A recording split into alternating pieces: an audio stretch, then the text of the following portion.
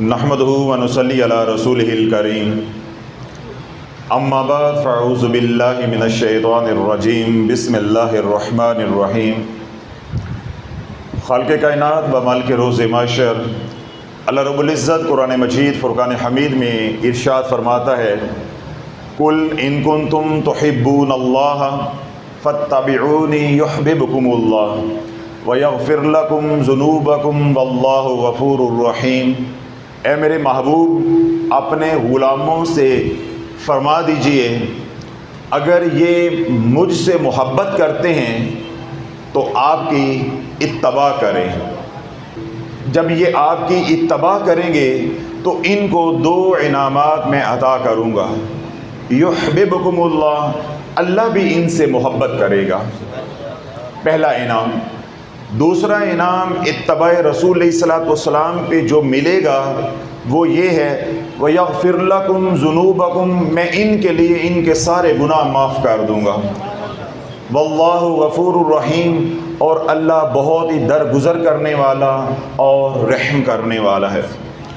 اللہ رب العزت نے ایمان والوں کی کامیابی، دونوں جہان کی فلاح غلامی رسول علیہ الصلوۃ والسلام میں رکھی ہے، اور غلامی رسول کی بنیاد اطاعت رسول اور اتباع مصطفیٰ علیہ الصلوۃ والسلام ہے، اور اطاعت رسول اور اتباع رسول علیہ الصلوۃ والسلام کی بنیاد ذکر رسول علیہ الصلوۃ والسلام ہے۔ جب تک ذکر رسول علیہ الصلوۃ والسلام نہیں ہوگا، اطاعت ممکن نہیں ہے، اتباع کیسے ہو جائے گی؟ تو ذکر رسول علیہ الصلوۃ والسلام بنیاد ہے عشق رسول علیہ الصلوۃ والسلام کی، اور عشق رسول علیہ الصلوۃ والسلام بنیاد ہے غلامی رسول کی، اور غلامی رسول ضمانت ہے کامیابی کی دونوں جہاں میں۔ جب تک اطاعت رسول نصیب نہیں ہوتی، اتباع رسول علیہ الصلوۃ والسلام نصیب نہیں ہوتی، زبانی جمع خرچ کرنے سے اللہ والوں ہمیں کامیابی نہ دنیا کی مل سکتی ہے اور نہ آخرت کی مل سکتی ہے۔ جتنا ذکر رسول علیہ الصلوۃ والسلام ہماری زندگی میں بڑھتا جائے گا، زیادہ ہوتا جائے گا، اتنی ہی ہمارے قلوب کے اندر حضور علیہ الصلوۃ والسلام کی محبت پیدا ہوگی۔ جب حضور علیہ الصلوۃ والسلام کی ہمارے قلوب کے اندر، دلوں کے اندر محبت پیدا ہوگی تو ہمارا قلبی تعلق اللہ کے نبی علیہ الصلوۃ والسلام کے ساتھ مضبوط ہوتا جائے گا۔ تو جب نبی علیہ السلام کے ساتھ ہمارا قلبی تعلق مضبوط ہوگا، پھر وہ تمام کمالات نبوت اور وہ تمام کمالات ولایت جو اللہ رب العزت نے اپنے محبوب علیہ الصلوۃ والسلام کو عطا کیے ہیں، ان کی خیرات ہمیں ملے گی، ان کا فیضان ہمیں ملے گا۔ تو یوں ہمارے اوپر کملی والے کا رنگ ہوگا، لوگ دیکھ کر کہیں گے کہ حضور کا غلام آ رہا ہے۔ آج اللہ والو ہمارا جو تعلق ہے حضور علیہ الصلوۃ والسلام کے ساتھ، وہ ایک فرضی تعلق ہے، زبان کی حد تک ہے، قلبی تعلق نہیں ہے، روح کا تعلق نہیں ہے، اگر ہے تو وہ بہت ہی کمزور ہے۔ جو ذکر رسول علیہ الصلوۃ والسلام بڑھتا جائے گا، ہمارا قلب، ہمارا دل جو ہے وہ منور ہوتا جائے گا، اور ہماری روح کی، ہمارے قلب کی مطابقت حضور علیہ الصلوۃ والسلام کی ذات اقدس کے ساتھ بڑھتی جائے گی، پھر فیضان مصطفیٰ علیہ الصلوۃ والسلام سے ہم فیضیاب ہوتے جائیں گے۔ جب تک ذکر رسول نہیں ہے، عشق رسول نصیب نہیں ہوگا، اور عشق رسول نہیں ہے تو غلامی رسول نصیب نہیں ہوگی، تو غلامی رسول نہیں ہے تو پھر دونوں جہاں میں کامیابی نہیں ہے۔ تو جو نقطہ اللہ والوں میں نے عرض کیا ہے وہ یہ کہ جب ہمارا قلبی تعلق حضور علیہ الصلوۃ والسلام کی ذات اقدس کے ساتھ مضبوط ہوگا تو وہ تمام کمالات نبوت، وہ تمام کمالات ولایت جو اللہ رب العزت نے اپنے محبوب علیہ الصلوۃ والسلام کو عطا کیے ہیں، ان کا فیضان، ان کی خیرات ہمیں ملے گی۔ کیسے ملے گی؟ ایک روایت بیان کرتا ہوں، انشاءاللہ آپ کو سارا مضمون سمجھ آ جائے گا۔ حضور علیہ الصلوۃ والسلام کے غلام ہیں سیدنا ابو ذر غفاری رضی اللہ تعالیٰ عنہ۔ دوپہر کا وقت ہے، حضور علیہ الصلوۃ والسلام کے دولت قدہ پہ حاضر ہوئے، آ کر معلوم کیا کہ حضور علیہ الصلوۃ والسلام تشریف فرما ہیں۔ خادم نے بتایا کہ حضور علیہ الصلوۃ والسلام یہاں موجود نہیں ہیں، وہ ام المومنین حضرت عائشہ صدیقہ رضی اللہ تعالی عنہا کے حجرے پہ موجود ہیں، تشریف فرما ہیں۔ سیدنا ابو ذر غفاری رضی اللہ تعالیٰ معلوم ہونے پہ اماں عائشہ کے حجرے پہ تشریف لے گئے۔ جب وہاں پہنچے تو حضور علیہ الصلوۃ والسلام تنہا تشریف فرما تھے، کوئی اور دوسرا موجود نہیں تھا۔ سلام کیا، حجرے میں داخل ہو گئے۔ اللہ کے نبی علیہ الصلوۃ والسلام نے پوچھا ابو ذر کیسے آئے ہو؟ عرض کی یا رسول اللہ، اللہ اس کے رسول کی محبت میں آیا ہوں۔ حضور علیہ الصلوۃ والسلام نے فرمایا کہ بیٹھ جاؤ۔ سیدنا ابو ذر غفاری رضی اللہ عنہ حضور علیہ الصلوۃ والسلام کے پہلو میں بیٹھ گئے۔ اللہ کے نبی بھی خاموش ہیں، مہمان بھی خاموش ہے، یعنی سیدنا ابو ذر غفاری رضی اللہ عنہ بھی خاموش ہیں۔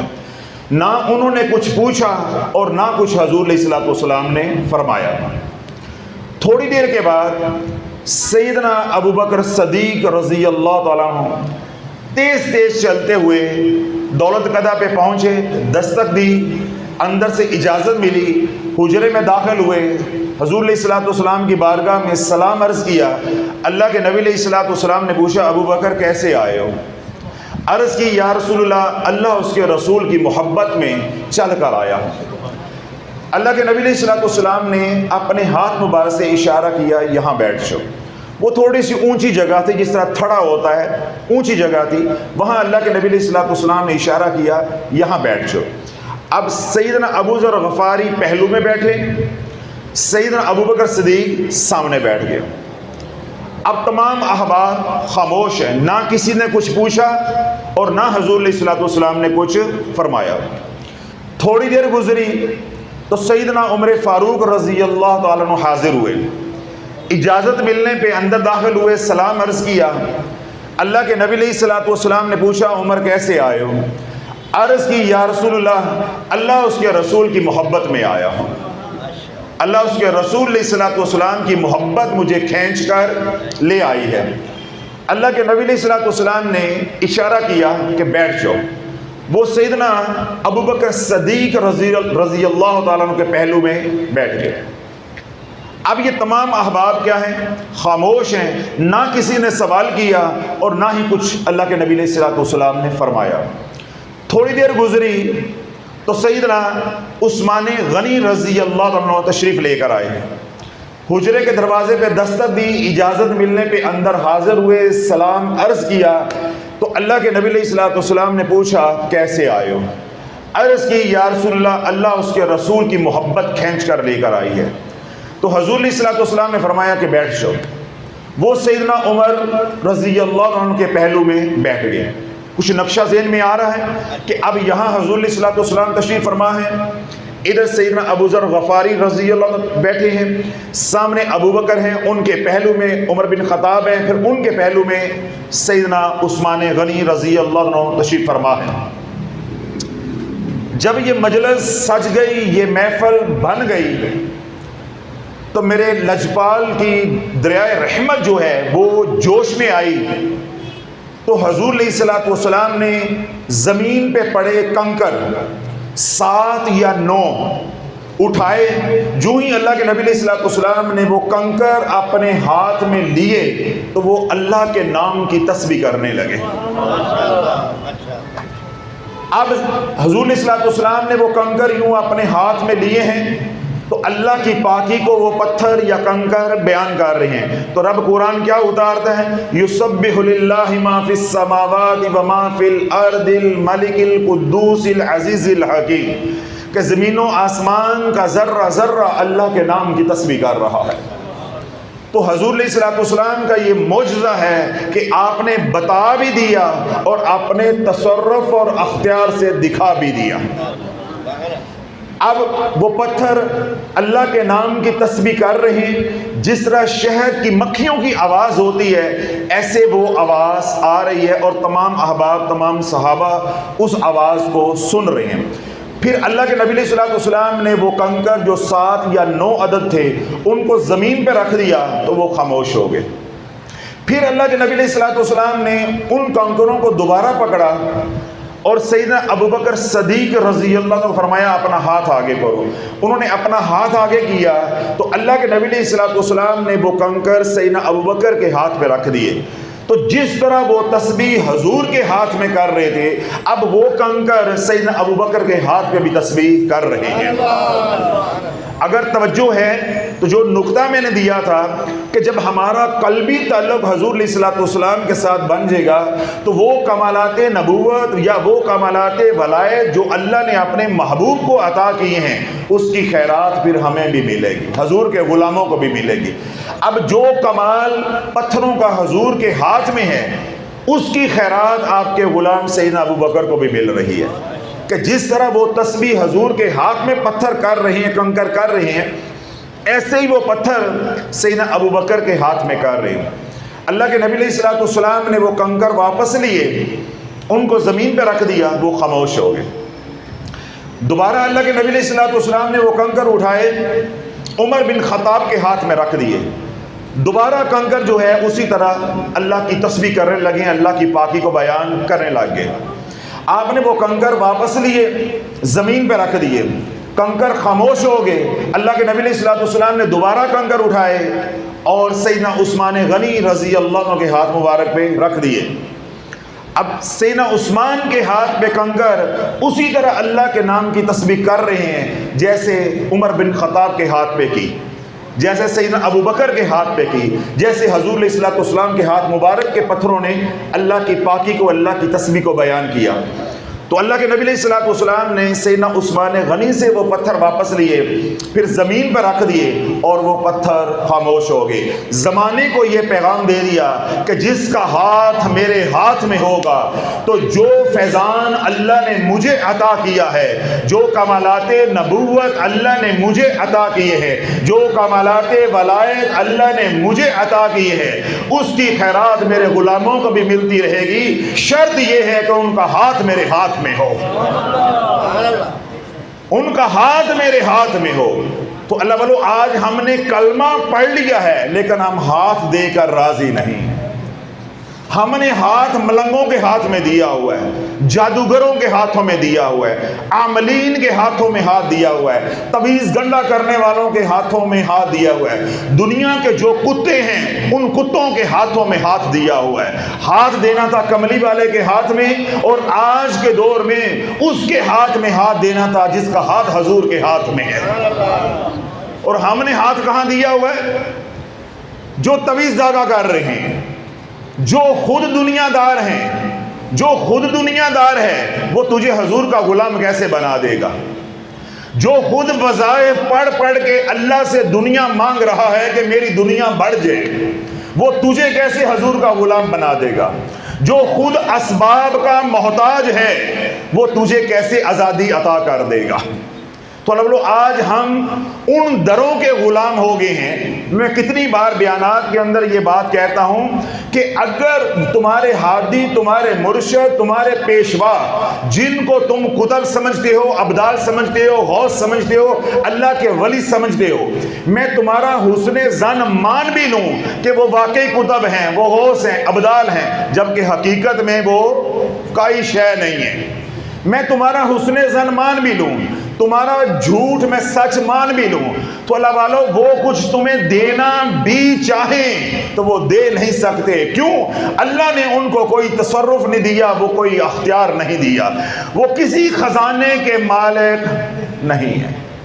تو کیوں اپنی زندگیاں برباد کیے جا رہے ہو؟ جس در سے کچھ مل نہیں سکتا اس در پہ ناک رگڑتے جا رہے ہو، اور جس در پہ اتنا ملتا ہے کہ دینے والا نسلوں کو سنوار دیتا ہے، اس در والے کو آپ نے پیٹھ کی ہوئی ہے۔ اور پھر روتے ہو کہ حضرت صاحب ہماری بگڑی نہیں بنتی، ہم تو 15 سال سے اللہ اللہ کر رہے ہیں، ہم تو 20 سال سے وظیفے پڑھ رہے ہیں۔ بھائی تجھے کس نے کہا ہے کہ وظیفے پڑھنے سے بگڑی بن جاتی ہے؟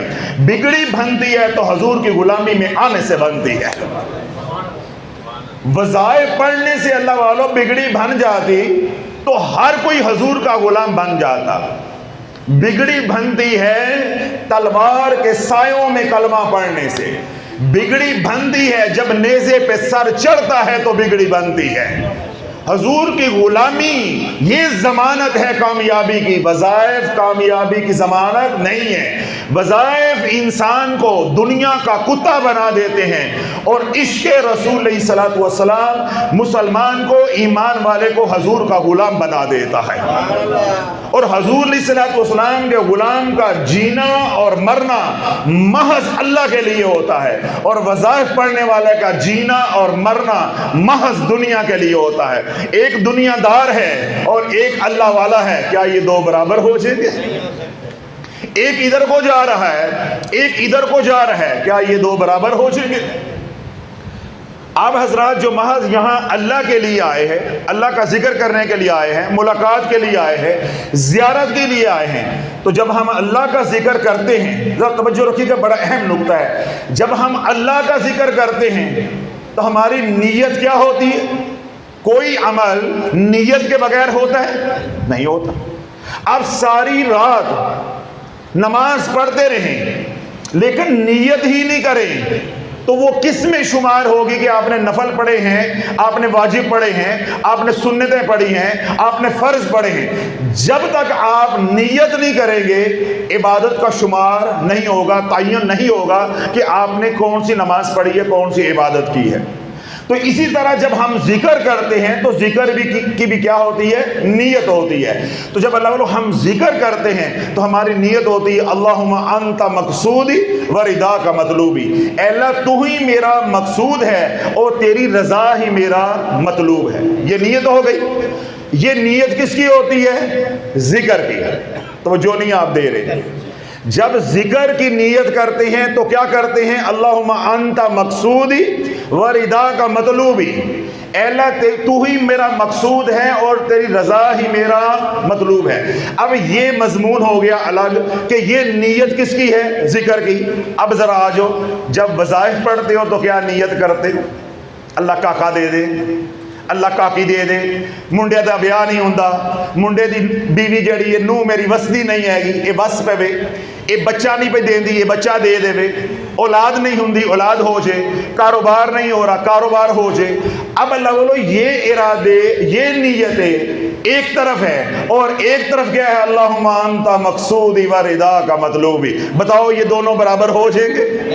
یہ کھیل کھیلا ہے تمہارے پیشواؤں نے تمہارے ساتھ، انہوں نے اوراد و وظائف کو بھی ذکر بنا کے بیچا ہے کہ یہ بھی اللہ کا نام ہے، یہ بھی ذکر ہے۔ ہاں وہ ذکر ہے، قرآن ذکر ہے، لیکن جب لفظ ذکر قرآن کے لیے استعمال ہوتا ہے تو اس کے معنی ہوتے ہیں نصیحت کے، لیکن جب اہل ذکر کے ہاں ذکر لفظ استعمال ہوتا ہے تو اس کے معنی ہوتے ہیں اللہ کی یاد کے۔ اب اللہ کی یاد اور عمل ہے اور اللہ کی نصیحت اور عمل ہے، تو انہوں نے دونوں کو اکٹھے کر دیا۔ قرآن کی تلاوت، اللہ کا ذکر، اوراد و وظائف، وہ جی یہ سب ایک ہی ہے۔ قرآن کی تلاوت، اللہ کا ذکر، اوراد و وظائف، یہ سب کیا ہے؟ ایک ہے۔ تو شافی نے 2023 میں امت پہ کھول دیا، یہ ایک نہیں یہ تین ہے، یہ ایک نہیں یہ تین ہے۔ اللہ رب العزت نے قرآن کی تلاوت کا حکم دیا ہے، ما تیسر من القرآن، جتنی آسانی اتنا قرآن پڑھ لیا کرو۔ اللہ نے ذکر کا حکم دیا ہے، یا ایھا الذین آمنوا اذکروا اللہ ذکرا کثیرا، اے ایمان والو کثرت کے ساتھ اللہ کا ذکر کرو۔ اب تم جواب لے کر آؤ کہ اوراد و وظائف کا حکم کہاں آیا ہے؟ نقش بندی صاحب بات سمجھ آ گئی ہے؟ کیسے کیسے ملنگا آپ نے پکڑے ہوئے جن کو کتب کہتے ہو۔ قرآن کی تلاوت کا اللہ کا حکم ہے، اللہ کے ذکر کا اللہ کا حکم ہے، وَاذْكُرُوا اللَّهَ كَثِيرًا لَعَلَّكُمْ تُفْلِحُونَ، اور تم کثرت کے ساتھ اللہ کا ذکر کرو تاکہ تم کامیاب ہو جاؤ۔ لے کر آؤ کہ 1.25 لاکھ مرتبہ سورہ اللہ پڑھ کے آنی ہے، 1.25 لاکھ مرتبہ جو ہے سورہ توبہ کی آخری 2 آیات پڑھنی ہے، 1.25 لاکھ مرتبہ یا 1.5 کروڑ مرتبہ سورۃ المومنون کی آیات پڑھنی ہے، چلتے پھرتے اٹھتے بیٹھتے پانی میں پاؤں ڈال کے یا کہارو پڑھ کے آنا ہے۔ لے کر آؤ دلیل۔ کہاں اللہ نے یہ حکم دیا ہے؟ پھر بتاؤ اکابر کی زندگی سے، بزرگان کی زندگی سے، صحابہ کی زندگی سے کون سا صحابی رسول ہے جس نے 1.25 لاکھ مرتبہ آیت کریمہ پڑھا ہے؟ کون سا صحابی رسول ہے جس نے 5 سورتیں پڑھا ہے؟ لے کر آؤ۔ کون سا تابعی یا تبع تابعین میں سے ہے جس نے رسالے پڑھے ہیں؟ بس تواڈے پیراں دی بزرگی نکل گئی ہے ساری، اے کل تواڈے بزرگ نے۔ اس لیے میں کہتا ہوں نا، اپنے بزرگوں کو میرے پاس لے کر آؤ، جتنا میں کھنگال سکتا ہوں یا ان کی کھلڑی اتار سکتا ہوں یا ان کو پرکھ سکتا ہوں اتنا میں کروں گا، جو باقی بچ جائے گا مرزا انجینئر سے چیک کرا لیں گے۔ اس لیے تو کہتا ہوں، تو لوگ آپ نے اپنی زندگیاں وہاں برباد کر دی ہیں جہاں کچھ ملتا نہیں ہے۔ اگر وہ دینا بھی چاہیں تو وہ دے نہیں سکتے، ان کے پاس کوئی اختیار نہیں ہے، تصرف نہیں ہے۔ جنہیں یہ بنیادی بات معلوم نہیں ہے کہ قرآن کی تلاوت اور عمل ہے، اللہ کا ذکر اور عمل ہے، اوراد و وظائف اور عمل ہے۔ قرآن کی تلاوت اللہ کا حکم، اللہ کا ذکر اللہ کا حکم، اوراد و وظائف اللہ نے ہمارے پہ چھوڑ دیے، کرنا چاہو تو کر لو، نہ کرو تو کوئی سوال نہیں ہوگا۔ اب آپ ادھر آ جائیں۔ نماز کیا ہے؟ نماز، فرض نماز، سنت نماز، نفل نماز، تینوں کے لیے لفظ میں نے کیا استعمال کیا ہے؟ نماز۔ کیا سنتیں اور نفل ایک چیز ہے؟ سنتیں اور فرض ایک چیز ہے؟ تو کہنے کو تو نماز ہے، لیکن تینوں میں زمین و آسمان کا فرق ہے۔ اب ساری زندگی نفل پڑھتے رہیں، 2 سنتوں کو نہیں پہنچ سکتے۔ اب ساری زندگی سنتیں پڑھتے رہیں، 2 فرضوں کو نہیں پہنچ سکتے۔ ارجو اللہ علیہ آپ ساری زندگی آپ فرض پڑھتے رہیں تو 2، ساری زندگی آپ سنتیں پڑھتے رہیں تو آپ 2 فرضوں کو نہیں پہنچ سکتے۔ تو یہ بات آپ حضرات کے اوپر عیاں ہو گئی، سمجھ آ گئی کہ فرض اور عمل ہے، سنت اور عمل ہے، نفل اور عمل ہے۔ کہنے کو یہ تینوں نمازیں ہیں، قرآن کی تلاوت اور عمل ہے، اللہ کا ذکر اور عمل ہے، اوراد و وظائف اور عمل ہے۔ کہنے کو یہ تینوں ذکر ہیں، کہنے کو یہ تینوں کیا ہیں؟ ذکر ہے۔ اگلی اور آخری بات اور بڑی اہم بات، آج تک 14 صدیاں بلکہ 1445 14.5 صدیاں ایک بھی شخص دنیا بھر میں مجھے لا کر دو جو اللہ اللہ کرتا، اللہ کا ذکر اللہ کے لیے کرتا ہوا اجڑ گیا ہو، برباد ہو گیا ہو، مالی تنگ دستی کا شکار ہو گیا ہو، بدحال ہو گیا ہو، یا پاگل ہو گیا ہو، یا بستر پہ پڑ گیا ہو، کوئی ایک شخص مجھے لا کے دو 14.5 صدیوں میں کہ اللہ کا ذکر کرتے کرتے وہ بدحال ہو گیا ہو۔ ایک شخص نہیں، بدحال آئے خوشحال ہو گئے، بیمار آئے صحت یاب ہو گئے، اللہ کا ذکر کرنے کے لیے بدحال آئے، اللہ کے ذکر کی برکت سے خوشحال ہو گئے۔ تبارک اسم ربک ذی الجلال والاکرام، تیرے رب کا نام بڑا برکت والا ہے، تیرے رب کا نام بڑا برکت والا ہے۔ تو بدحال آئے، اللہ نے ذکر کی برکت سے، نسبت کے نور کی برکت سے، اولیاء اللہ کی صحبت کی برکت سے، توجہ کی برکت سے، دعاؤں کی برکت سے اللہ نے رنگ لگا دیے۔ اب یہ تصویر کا ایک رخ ہے۔ 14.5 صدیوں میں ایک نہیں، 2 نہیں، سینکڑوں نہیں، ہزاروں نہیں، لاکھوں لوگ ایسے ہیں جو اوراد و وظائف پڑھتے پڑھتے پاگل ہو گئے، اور کروڑوں لوگ ایسے ہیں جو اوراد و وظائف پڑھتے پڑھتے وہ خوشحال تھے بدحال ہو گئے۔ کیوں؟ یہ اللہ کا حکم نہیں ہے، یہ اللہ نے ہماری ثوابدید پہ چھوڑ دیا ہے۔ تو جو عمل ہماری ثوابدید پہ ہوگا اس کے ساتھ شرائط لاگو ہوں گی۔ جب ہم ان شرائط کو پورا نہیں کریں گے تو ہمیں نفع کم اور نقصان زیادہ ہوگا۔ اللہ والو، وظائف پڑھنے سے حضور علیہ الصلوۃ والسلام کے ساتھ قلبی تعلق مضبوط نہیں ہوتا، وظائف پڑھنے سے دنیا کے ساتھ آپ کا تعلق مضبوط ہوتا ہے۔ کیوں؟ جب آپ وظائف پڑھ رہے ہوتے ہیں تو آپ کی نیت کیا ہوتی ہے؟ دنیا. کوئی کاروبار مانگ رہا ہے، کوئی صحت مانگ رہا ہے، کوئی بیٹیوں کے رشتے مانگ رہا ہے، کوئی اولاد نافرمان ہو رہی ہے اس کے لیے پڑھ ہے، کسی کا کوئی اور مسئلہ ہے، پریشانی، اس کے لیے پڑھ ہے. جب آپ ایک وظیفہ پڑھو گے، ذرا توجہ رکھیے گا، جب آپ ایک وظیفہ پڑھو گے میرے دینے پہ یا کسی کے کہنے پہ، آپ کا وہ کام ہو جاتا ہے. آپ وظائف چھوڑ دو گے یا وظائف کی رغبت اور محبت اور بڑھے گی؟ اور بڑھے گی. آپ کا یقین بنے گا کہ پہلے میں نے وظیفہ پڑھا تو میرا کام ہو گیا، اب نئی پریشانی آئی یا نئی خواہش آئی تو نیا وظیفہ پڑھوں گا، میرا کام ہو جائے گا. جب 4-5 وظائف پڑھے اور آپ کے کام ہوتے جائیں گے، مجھے بتاؤ آپ حضور کے غلام بنو گے یا دنیا دار بنو گے؟ تو پھر اپنے پیروں نے پوچھ دے کیوں نہیں؟ ایک اوپر سے گرمی ہے، ایک شافی پیوں پیوں کے مارن دے آئے، پھر اپنے پیروں سے پوچھتے کیوں نہیں ہو؟ جو مشین آنے والوں کو دنیا دار بنا رہی ہے وہ اللہ والا ہو سکتا ہے؟ دنیا دار کسی شخص کو دنیا دار بنا سکتا ہے، اللہ والا نہیں بنا سکتا. یہ اللہ والوں کا کمال ہے کہ ان کی بارگاہ میں دنیا کے کتے آتے ہیں، دنیا کے حریص آتے ہیں، ان کو حضور کا غلام بنا دیتے ہیں. اب یہ دونوں علیحدہ علیحدہ پلانٹ ہیں، یہ دونوں علیحدہ علیحدہ مشینیں ہیں، ان کے اندر ٹیکنالوجی دونوں کے اندر مختلف ہے.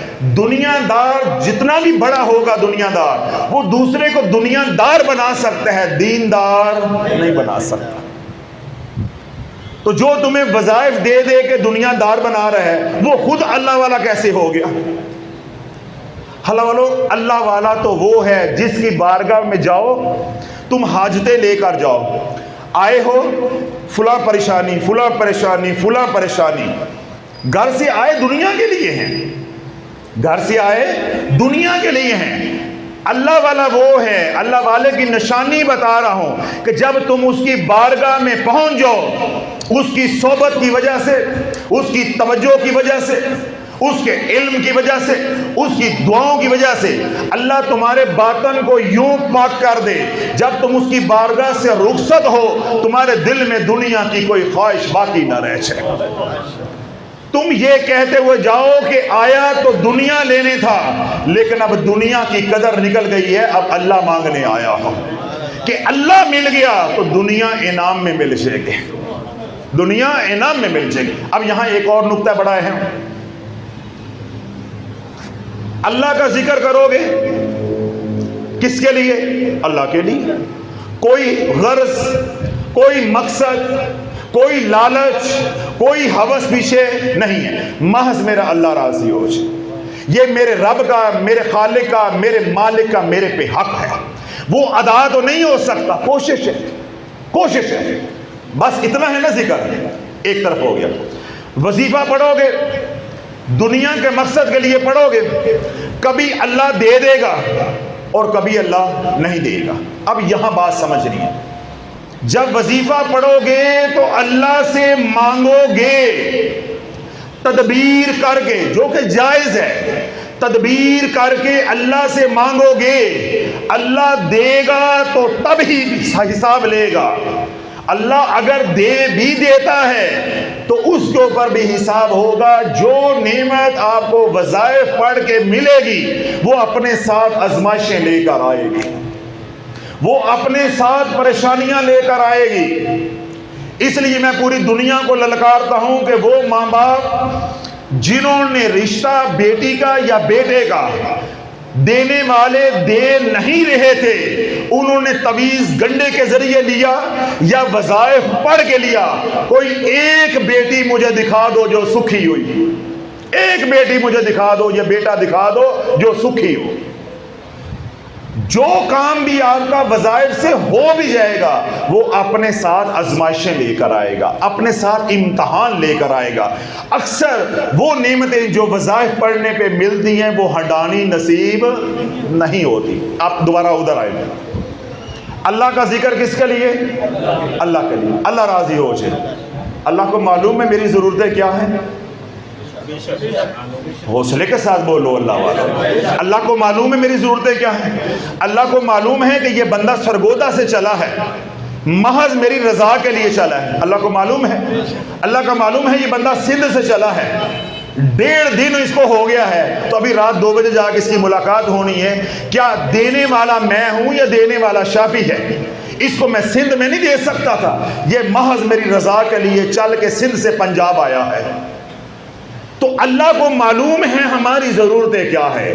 جو اہل ذکر ہوتے ہیں انہیں مانگنا نہیں پڑتا، اللہ انہیں بن مانگے ہی عطا کیے جاتا ہے۔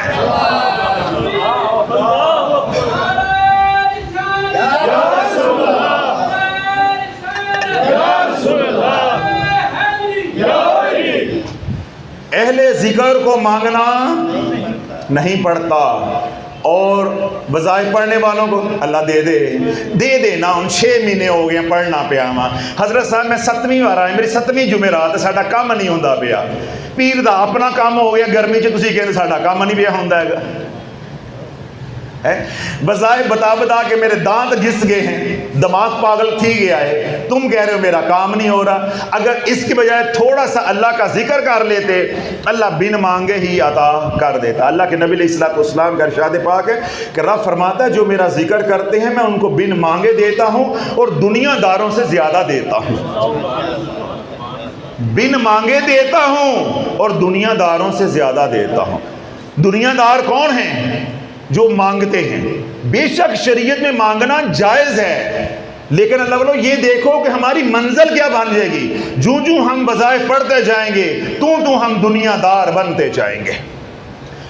اگر ہم اللہ کا ذکر اللہ کے لیے اور درود پاک پڑھیں گے محض اللہ اس کے رسول کی رضا کے لیے، تو جو ہم یہ ذکر اذکار کرتے جائیں گے تو ہمارے دل میں اللہ اس کے رسول کی محبت آتی جائے گی، اور ایک دن آئے گا کہ ہم غلام الرسول بن جائیں گے۔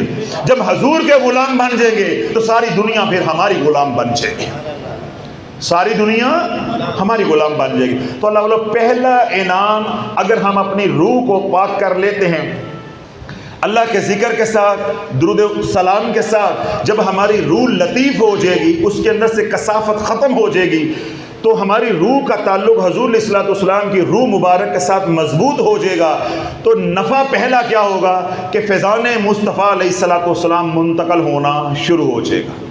تو جب ہمارے اوپر کملی والے کی توجہ ہو جائے گی تو پھر ہم کسی در کے محتاج نہیں رہ جائیں گے۔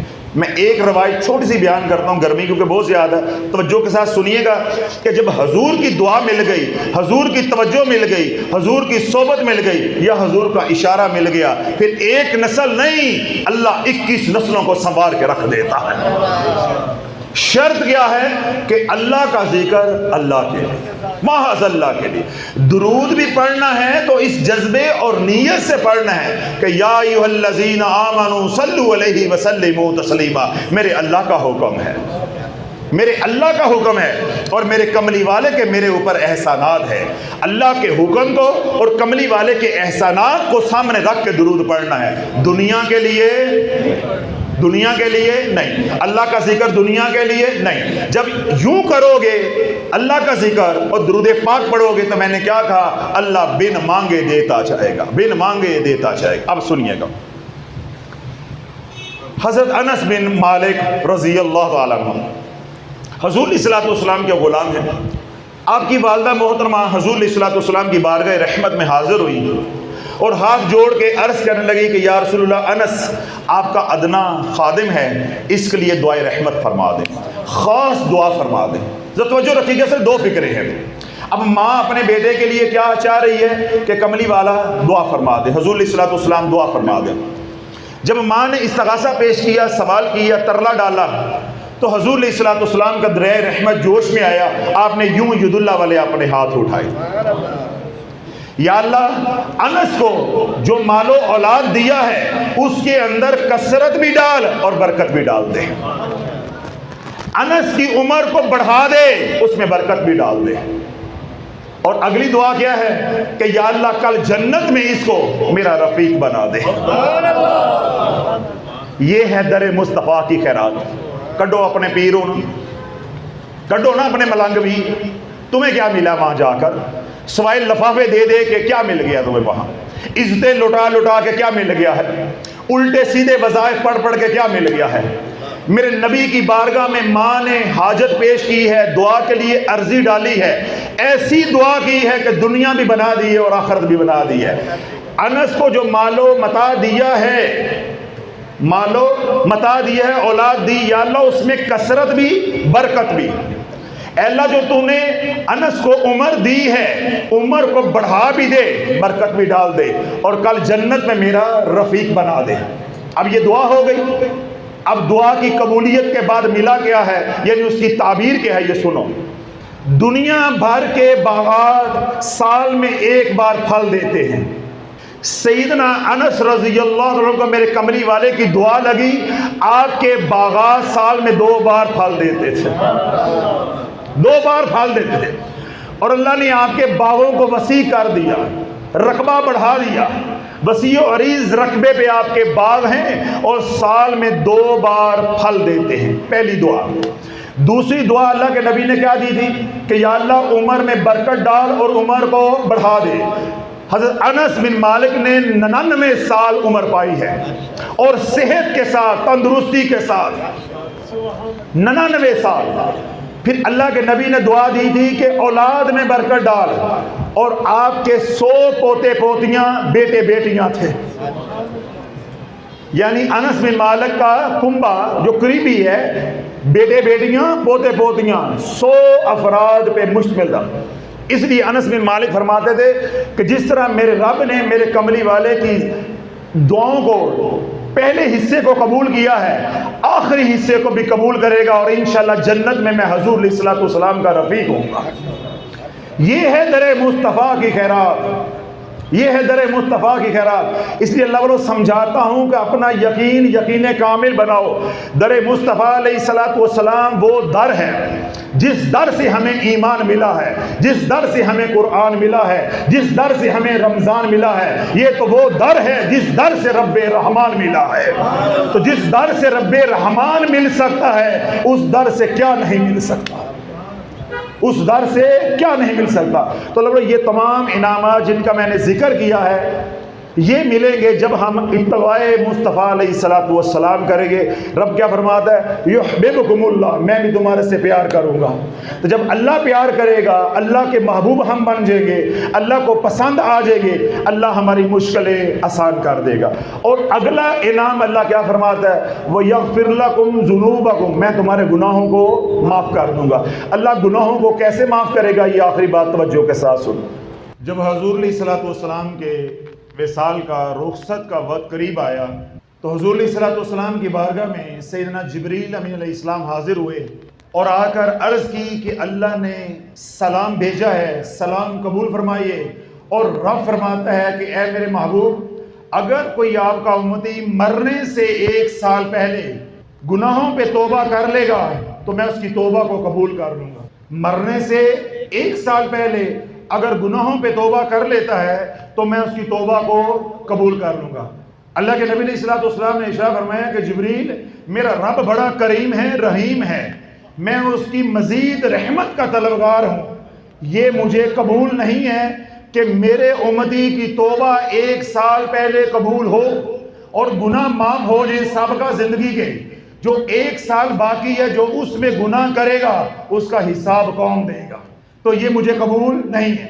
جبریل علیہ السلام واپس تشریف لے گئے۔ تھوڑی دیر کے بعد سیدنا جبریل دوبارہ حاضر ہوئے، آ کر عرض کی، یا رسول اللہ، رب نے سلام بھیجا ہے، سلام قبول فرمائیں۔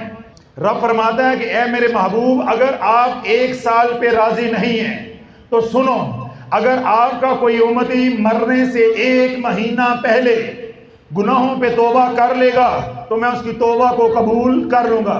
اللہ کے نبی علیہ الصلوۃ والسلام نے فرمایا کہ مجھے یہ قبول نہیں ہے، میں مزید رحمت کا طلبگار ہوں۔ جبریل امین علیہ السلام واپس تشریف لے گئے۔ تھوڑی دیر کے بعد دوبارہ حاضر ہوئے، آ کر عرض کی، یا رسول اللہ، رب نے سلام بھیجا ہے، قبول فرمائیں۔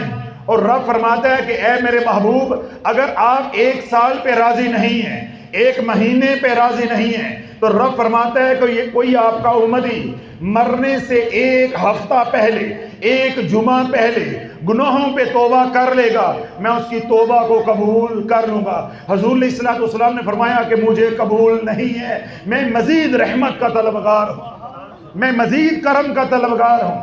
سیدنا جبریل امین علیہ السلام واپس تشریف لے گئے، تھوڑی دیر کے بعد دوبارہ حاضر ہوئے، آ کر عرض کی یا رسول اللہ رب نے سلام بھیجا ہے، سلام قبول فرمائیں۔ اور رب فرماتا ہے کہ اے میرے محبوب، آپ ایک سال پہ راضی نہیں ہیں، ایک مہینے پہ راضی نہیں ہیں، ایک جمعہ یا ہفتے پہ راضی نہیں ہیں، تو سنیے، اگر کوئی آپ کا امتی مرنے سے پہلے صرف ایک دن پہلے گناہوں پہ توبہ کر لے گا تو میں اس کی توبہ کو قبول کر لوں گا۔ حضور علیہ الصلوۃ والسلام نے فرمایا کہ مجھے قبول، اس در سے منہ موڑ لیا ہے، اس کریم کے در سے منہ موڑ لیا ہے جس کو ہماری فکریں ہیں کہ ایک دن کا بھی میرا امتی کیسے حساب دے گا۔ تو اللہ کے نبی علیہ الصلوۃ والسلام نے سیدنا جبریل کو فرمایا کہ مجھے قبول نہیں ہے، یا اللہ مزید کرم فرما، مزید رحمت فرما۔ سیدنا جبریل امین علیہ السلام واپس تشریف لے گئے، تھوڑی دیر کے بعد دوبارہ حاضر ہوئے، آ کر عرض کی یا رسول اللہ رب نے سلام بھیجا ہے۔ رب فرماتا ہے کہ اے میرے محبوب، ایک سال پہ آپ راضی نہیں ہوئے، ایک مہینے پہ راضی نہیں ہیں، ایک جمعے یا ہفتے پہ راضی نہیں ہیں، ایک دن پہ راضی نہیں ہیں، تو سنیے، جو آپ کا امتی مرنے سے ایک گھڑی پہلے گناہوں پہ توبہ کر لے گا میں اس کی توبہ بھی قبول کر لوں گا۔ میرے کملی والے نے فرمایا مجھے قبول نہیں ہے، میں مزید رحمت کا طلبگار ہوں، مجھے یہ بھی قبول نہیں ہے کہ ایک گھڑی بعد میں کیا ہو جائے گا، کون سا گناہ ہو جائے گا میرے امتی سے، اس کا حساب کون دے گا۔ جبریل امین علیہ السلام واپس چلے گئے، تھوڑی دیر کے بعد دوبارہ حاضر ہوئے اور عرض کی یا رسول اللہ رب نے سلام بھیجا ہے۔ رب فرماتا ہے کہ میرے محبوب، تو ایک سال پہ راضی نہیں ہے، ایک مہینے پہ راضی نہیں ہے، ایک جمعے اور ہفتے پہ راضی نہیں ہے، ایک دن پہ راضی نہیں ہے، ایک گھڑی پہ راضی نہیں ہے، تو سنیے، مجھے میری عزت و جلال کی قسم ہے، آپ کا امتی اس حال میں ہوگا کہ وہ زبان سے بھی توبہ نہیں کر سکے گا، اس کی روح نکلتے نکلتے حلق میں آ جائے گی، صرف وہ آنکھوں میں ندامت کے آنسو رکھے گا یا اس کے دل میں ندامت ہوگی، میں ندامت کو بھی قبول کر لوں گا، میں اس کے گناہوں کو معاف کر دوں گا۔ وَيَغْفِرْ لَكُمْ ذُنُوبَكُمْ وَاللَّهُ غَفُورٌ رَحِيمٌ۔ اللہ بولو، حضور کی غلامی میں یہ انعام ملے گا، اللہ دنیا بھی بنا دے گا اور اللہ آخرت بھی بنا دے گا۔ کیا یہ سب کچھ وظائف سے ملتا ہے؟ ہم نے اپنی زندگی وظائف میں لگا کے اجاڑ دی۔ میرے پاس لوگ آتے ہیں 4-4 5-5 6-6 7-7 گھنٹے وظائف کرنے والے، ہم یہ 7 گھنٹے پڑھتے ہیں تو مجھے اتنا دکھ ہوتا ہے، اللہ والو تم 7 گھنٹے پڑھتے ہو، تم 1 گھنٹہ صبح 1 گھنٹہ شام قرآن پڑھتے، 1 سال کے بعد تم حافظ قرآن ہو جاتے۔ 1 گھنٹہ صبح قرآن پڑھتے کسی قاری صاحب سے اور 1 گھنٹہ شام کو پڑھتے تو حافظ قرآن ہو جاتے۔ اگر ذہن اچھا تھا، نہیں تو 2 سال بعد بن جاتے، 3 سال کے بعد بن جاتے، حافظ قرآن ہو جاتے۔ ایک ہم جیسا بندہ ہے اور ایک حافظ قرآن ہے، کیا دونوں برابر ہیں؟ حافظ قرآن کے ساتھ اللہ کا کیا وعدہ ہے؟ پڑھتا جا تے چڑھتا جا، پڑھتا جا تے چڑھتا جا۔ اور وظائف والوں کے ساتھ اللہ نے کیا سلوک کیا ہے؟ پڑھتا جا تے لیندا جا۔ نہیں سمجھ آئی؟ یا آپ کو لگتا ہے کہ دکھتی رگ پکڑی گئی ہے؟ قرآن کا جو حافظ ہے اس کے ساتھ اللہ کا کیا وعدہ ہے کہ پڑھتا جا تے چڑھتا جا، اور وظائف والوں کے ساتھ اللہ نے کیا کیا ہے؟ پڑھتے جاؤ تے لیندے جاؤ۔ پھر اللہ نے ٹنگیا نہیں، ٹونگ دیتا ہے۔ اب نہ زندوں میں رہ گئے ہیں نہ مردوں میں۔ حضرت صاحب ہم کراچی سے آئے ہیں، کس لیے آئے ہیں؟ بیٹی کا رشتہ نہیں ہوا۔ حضرت صاحب ہم ایبٹ آباد سے آئے ہیں، کس لیے آئے ہیں؟ میری بیٹی گھر سے بھاگ گئی ہے، ایک کافر کے ساتھ، غیر مسلم کے ساتھ شادی کر لی ہے، آپ دعا کریں بیٹی واپس آ جائے۔ تمہیں کس نے کہا تھا کہ نافرمانی والی زندگی گزارو؟ تجھے کس نے کہا تھا کہ ان کو دنیا کی مشین بناؤ؟ تجھے کس نے کہا تھا ان کو دین نہ سکھاؤ؟ یہ حقوق العباد یا ماں باپ کے جو حقوق ہیں یہ تو دین سکھاتا ہے۔ جس اولاد کو دین ہی نہیں سکھایا اس کو عزت کا یا ذلت کا کیا معلوم ہوگا؟ وہ تو وہ کرے گا جو اس کا دل چاہے گا، یہ نفس چاہے گا۔ تو لوگ آج یہاں سے جو آپ نے سیکھ کر جانا ہے کہ آج کے بعد یہاں اور دوبارہ اللہ آپ کو دوبارہ لے کر آئے، صحت کے ساتھ، سلامتی کے ساتھ، ایمان کے ساتھ، اللہ کے لیے آؤ، دنیا کے لیے نہیں، اللہ کے لیے آؤ، حضور علیہ الصلوۃ والسلام کے پیار کے لیے آؤ، اللہ اس کے رسول علیہ الصلوۃ والسلام کے ذکر کے لیے آؤ، وظائف کے لیے نہیں، دنیا کے لیے نہیں۔ جب اللہ کے لیے آؤ گے، اللہ کا ذکر اللہ کے لیے کرو گے تو انشاءاللہ دنیا انعام میں مل جائے گی۔ تو جو دنیا انعام میں ملتی ہے اس پہ سوال نہیں ہوتا، اور جو دنیا مانگنے پہ ملتی ہے، وظائف پہ ملتی ہے، اس کے لیے میں نے پہلے بھی کہا ہے اس پہ سوال ہوگا، اس کا حساب ہوگا۔ وہ دنیا اپنے ساتھ آزمائشیں لے کر آتی ہے۔ تو آج کے بعد آپ میں سے کون کون اپنا تعلق جو ہے حضور علیہ الصلوۃ والسلام کے ساتھ مضبوط کرنا چاہتا ہے؟ اللہ سونا ہم سب کا تعلق جو ہے ایمانی روحی حضور علیہ الصلوۃ والسلام کے ساتھ مضبوط فرمائے، ہمارا قلبی تعلق اللہ کے نبی علیہ الصلوۃ والسلام کے ساتھ مضبوط ہو جائے۔ جس طرح میں نے شروع میں یہ بات سمجھائی کہ قلبی تعلق کو مضبوط کرنے کے لیے ذکر رسول شرط ہے، تو آج کے بعد اٹھتے بیٹھتے چلتے پھرتے اللہم صلی علی محمد وعلی آل محمد، اللہم صلی علی محمد وعلی آل محمد، اللہم صلی علی محمد وعلی آل محمد۔ میرے کملی والے نے ارشاد فرمایا کہ جس نے پڑھا اللہم صلی علی محمد وعلی آل محمد وہ بیٹھی حالت میں تھا، ابھی کھڑا نہیں ہوگا، اللہ سارے گناہوں کو معاف کر دے گا۔ اگر کھڑی حالت میں اس نے پڑھا اللہم صلی علی محمد وعلی آل محمد، ابھی بیٹھے گا نہیں، اللہ سارے گناہوں کو معاف فرما دے گا۔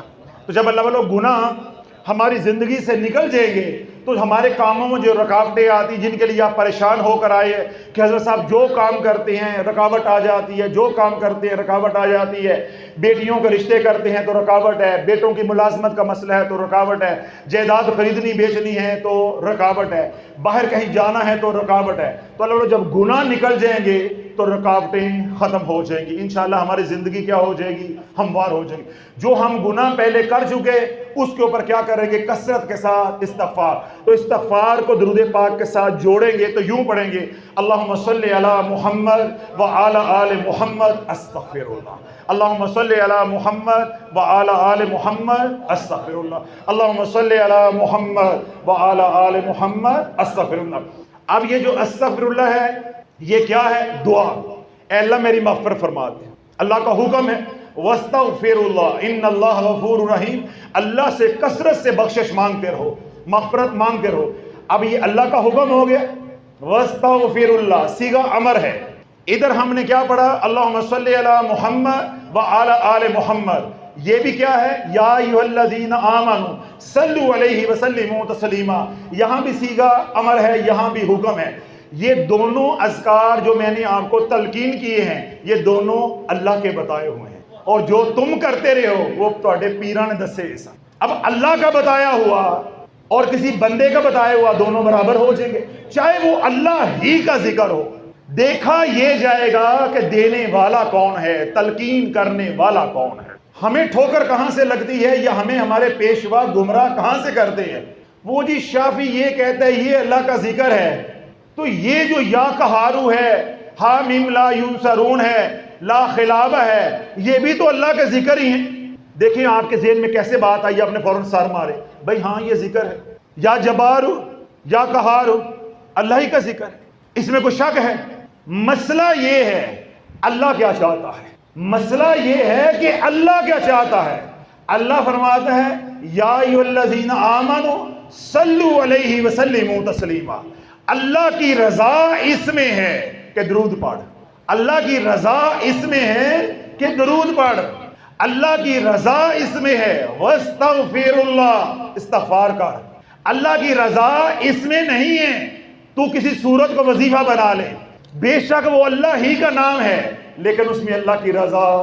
اگلی اور آخری بات، وہ میں بیانات میں کہتا ہوں نا کان چ انگلی مار لو، تو آپ کو تو کہنے کی ضرورت نہیں، آپ تو سامنے بیٹھے ہو جاگ رہے ہو نا۔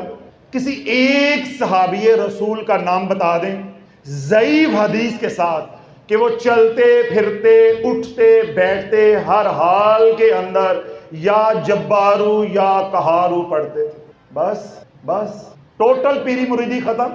بھائی اللہ کا نام ہے کیوں نہیں پڑھتے تھے؟